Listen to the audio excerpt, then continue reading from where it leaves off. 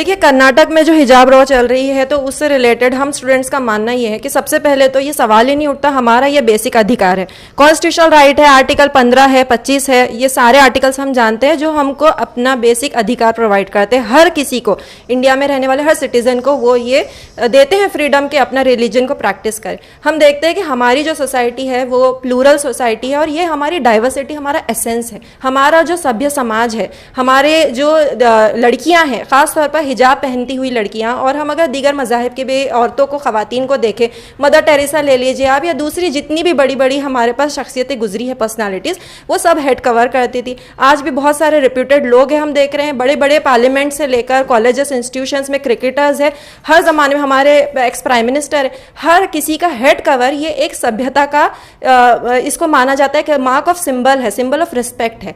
तो अचानक से यहाँ पर क्या ऐसी वजह है जो हिजाब के ऊपर अपोजिशन स्टार्ट हो गया? हम समझते हैं कि सिवाय ये पॉलिटिकल अपीजमेंट के, जो मेजॉरिटी सेक्शन को अपीज करना है और वोट बैंक को कलेक्ट करना, इसके सिवा और कोई इसका मकसद नहीं है, कोई ऑब्जेक्टिव नहीं है।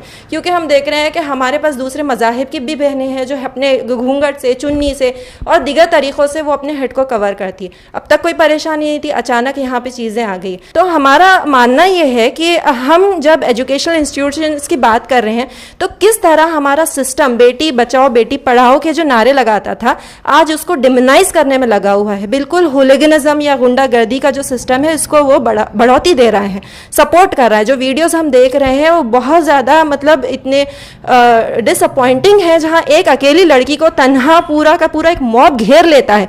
तो ये सुल्ली बाई, बुल्ली बाई, ये इस तरह के ऐप्स और इस तरह की जो चीज़ें हैं, लिंचिंग्स है, उनके ऊपर वक्त पे अगर एक्शन लिया जाता, प्लानिंग की जाती, पुलिस का एक्शन, गवर्नमेंट का एक्शन लिया जाता, तो आज हमको ये नज़ारे देखने में नहीं आते।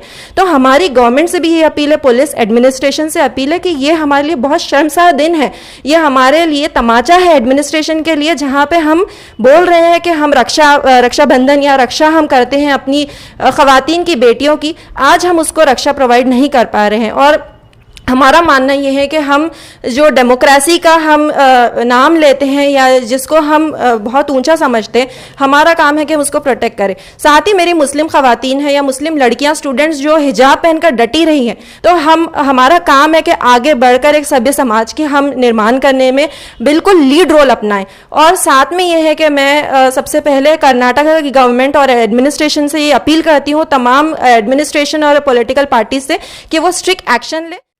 कर्नाटक में जिस तरह से मुस्लिम लड़कियों को हिजाब पहनने पर पाबंदी लगाई जा रही है और एजुकेशन से बेसिक जो उनका फंडामेंटल राइट है उससे रोका जा रहा है, वो बहुत ज़्यादा हमारे ना सिर्फ हिंदुस्तान के लिए बल्कि तमाम जो सिविलाइज लोग हैं उनके लिए एक बहुत शर्म की बात है कि जो आर्टिकल कॉन्स्टिट्यूशन हमें 25 आर्टिकल हमें ये अधिकार देता है कि हम एजुकेशन हासिल कर सकते हैं, अपनी मजहब की पूरी आज़ादी हमें हासिल है कि हम जिस ड्रेस को चाहे अपना सकते हैं, पहन सकते हैं। तो ये रोक की कोई वजह समझ में नहीं आती। दूसरी चीज़ ये कि अगर वहाँ के कॉलेज एडमिनिस्ट्रेशन ने कोई डिसीजन लिया था, हाईकोर्ट में अपील की गई है, केस की सुनवाई चल रही है, उसके बावजूद लड़कियों के ऊपर जिस तरह से वहाँ के स्टूडेंट्स लड़के हैं वो चीख रहे हैं, चिल्ला रहे हैं, उन्हें डराने की कोशिश कर रहे हैं, वो बहुत शर्मनाक बात है। वहाँ का एडमिनिस्ट्रेशन और वहाँ की पुलिस क्या कर रही थी उस वक्त जब एक लड़की के ऊपर चीख और पुकार की जा रही थी?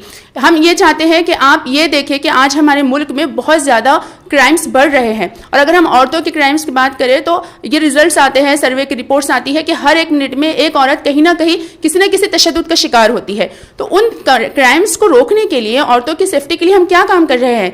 जो लड़की कवर्ड रहकर, हिजाब पहनकर एजुकेशन हासिल कर रही है, उसमें आखिर प्रॉब्लम क्या है? हम देखते हैं कि हमारे हिंदुस्तान का जो कल्चर है वहाँ पर इस चीज़ के लिए बड़ी मान्यता दी जाती है। जो कवर्ड रहता है या जो हेड कवर करता है, एक इज्जत की निगाह, रिस्पेक्ट की तरह निगाह से उसे देखा जाता है। और तमाम कल्चर, तमाम रिलीजन्स में ये चीज़ है। हमारी प्रतिभा पाटिल है, वो भी हमेशा हेड कवर कर कर आती थी और उसमें कोई प्रॉब्लम नहीं है कि उसका एजुकेशन इससे इफेक्ट होता है या वो कमज़ोर पड़ती है, ऐसी कोई बात नहीं है। तो कोई रीज़न इसका समझ में नहीं आता है। ये बात समझ में आती है कि एक सियासी खेल खेला जा रहा है, बहुत एक गंदा खेल है जो स्टूडेंट्स के साथ खेला जा रहा है और इस पर रोक लगाने की बहुत ज़्यादा ज़रूरत है ताकि हम हमारे फ्यूचर को सेव कर सके। और आज जो हमारे मेन प्रॉब्लम्स है, पॉवर्टी है, महंगाई है, उसके ऊपर ज़्यादा अगर गवर्नमेंट काम करे तो वो बहुत ज़्यादा यूज़फुल होगा, फ्रूटफुल होगा हमारे लिए। तो हमारी ये रिक्वेस्ट है कि अगर इन लोगों को जो इस तरह का खेल खेलना चाहते हैं, सियासी गंदा खेल खेलना चाहते हैं, उन्हें लगाम लगाई जाए, उन पर केस फाइल किया जाए और लड़कियों को जो हक हासिल है, जिस तरह से वो रहना चाहती है, जो उन्हें